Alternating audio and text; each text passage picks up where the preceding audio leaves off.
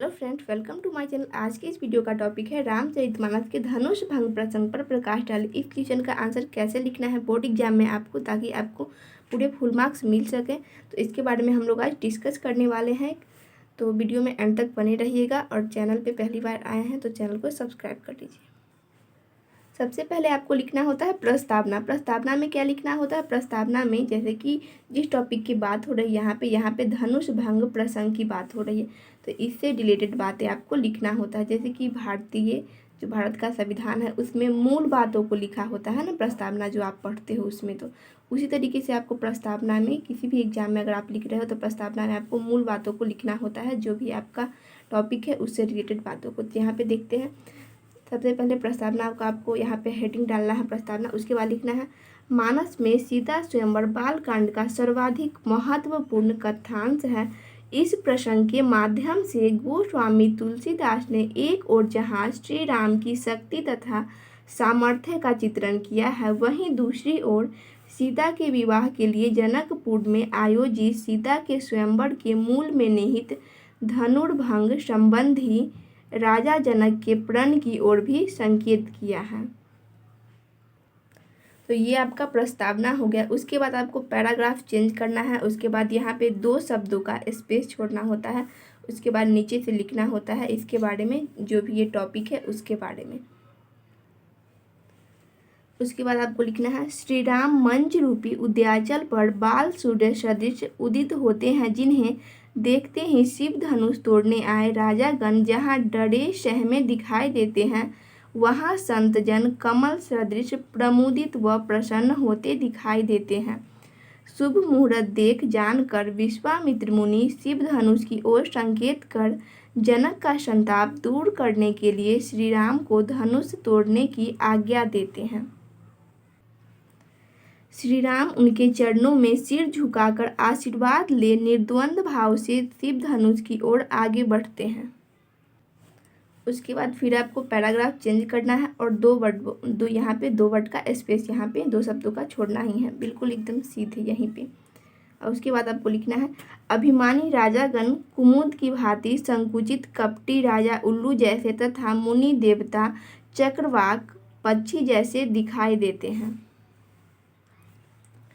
फिर paragraph change करते हुए लिखना है रावण और बानासुर ने तो शिव धनुष को छुआ तक नहीं, अन्य राजाओं के गर्व पहले ही चूर हो चुके हैं।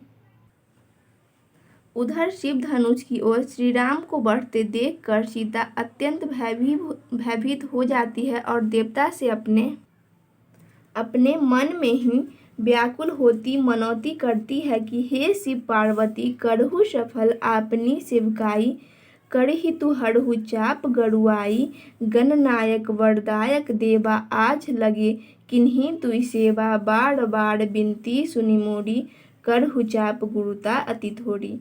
माता सीता प्रभु से क्या कर रहे हैं, तो विनती कर रहे हैं। यहाँ पे भगवान गणेश से विनती कर रहे हैं। उसके बाद शिव पार्वती से विनती कर रहे हैं। आप इस दोहा का अर्थ पढ़े होंगे तो आपको मालूम होगा कि इसी तरीके से होता है, लेकिन एग्जाम में कैसे लिखना है तो बिल्कुल इसी तरीके से आपको लिखना है। फिर पैराग्राफ चेंज करते हुए आपको लिखना है सीता के नेत्र श्री राम को देखकर प्रेमाश्रु से भर जाते हैं, पर शरीर रोमांचित हो रहा था। सीता के नेत्रों में आंसू प्रेमातीर के कारण भरे हैं, जो उसके आनंदाश्रु हैं। श्री राम की शोभा नेत्र भरकर वह अवश्य देखती है, पर अपने पिता के प्रण का स्मरण कर क्षोभ से भर जाती है। पिता का हट उसके लिए आज कष्टदायी हो रहा है,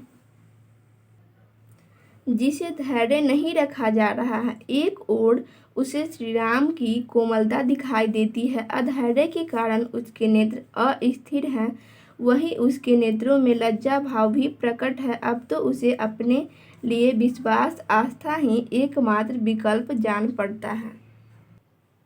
फिर अगला पैराग्राफ आपको लिखना है सीता को अत्यंत व्याकुल देख श्री राम के लिए एक एक पल कल्प सदृश व्यतीत होने लगता है। अपने गुरु को अपने मन में ही वो प्रणाम करते हैं। मन में ही प्रणाम कर श्री राम एकाएक धनुष को उठा लेते हैं। अचानक धनुष आकाश में मंडलाकार होकर बिजली की भांति चमक जाता है। तत्पश्चात श्री राम धनुष को तोड़ डालते हैं। संपूर्ण भुवन भयंकर कठोर ध्वनि से भर उठता है। देवगण द्वारा पुष्प वर्षा की जाती है। किन्नर रस भरे गीत गाने लगते हैं। युवतियाँ यत्र तत्र मंगल गायन करती है। अपनी सखियों के साथ रानी सुनैना अत्यधिक हर्षित होती है। उधर राजा जनक को भी तैरते तैरते थके को जैसे थल मिल जाती है, अर्थात उन्हें भी अत्यधिक सुख प्राप्त होता है। जिस प्रकार स्वाति नक्षत्र का जल पीकर चातकी तृप्त होती है, उसी प्रकार सीता को भी सुख प्राप्त होता है। श्री राम को लक्ष्मण ऐसे देखते हैं जैसे चंद्रमा चकोर को। अपनी सखियों के मध्य सीता जयमाला लिए शोभित हो रही है। अपनी चतुर सखियों के कहने पर श्री राम के गले में अपनी जयमाला डालकर वह अत्यंत प्रसन्न होती है।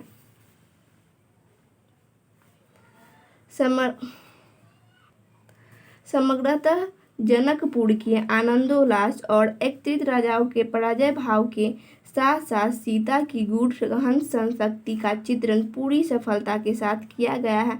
ध्यातव्य यानी ध्यान देने योग्य है कि सीता की गूढ़ा शक्ति का सात्विक प्रेम भाव से प्रभावित चित्र ही यहाँ प्रस्तुत हुआ है। उसके सौंदर्य भाव में नैसर्गिकता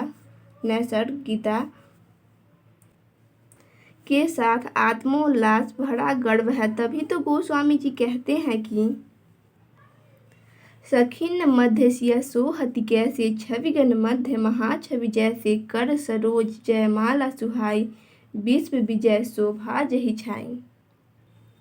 तात्पर्यतः विश्व विजय की शोभा केवल श्री राम को ही प्राप्त नहीं करते हैं, केवल भगवान श्री राम ही प्राप्त नहीं करते हैं, अपितु उनकी प्रिया परिणीता अर्थात सीता जी भी उस विश्व विजय का अभिन्न अंग बनती हैं। तो इस तरीके से आपको एग्जाम में लिखना है, बोर्ड एग्जाम में बिल्कुल इसी तरीके से आपको लिखना है, तो आपको पूरे फुल मार्क्स जरूर मिल जाएंगे।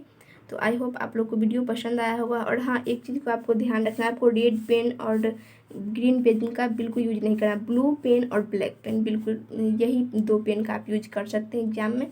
तो इस बात को आपको ध्यान में रखना है और इसी तरीके से लिखना है। अगर धनुष भंग प्रसंग पे आता है कि हाँ इस पे प्रकाश डाले, इस क्वेश्चन का आंसर अगर आता है तो आपको इसी तरीके से लिखना है। वीडियो इन्फॉर्मेटिव लगी हो तो वीडियो को लाइक करें, फ्रेंड के साथ शेयर करें और चैनल को सब्सक्राइब करें। Thanks for watching this video.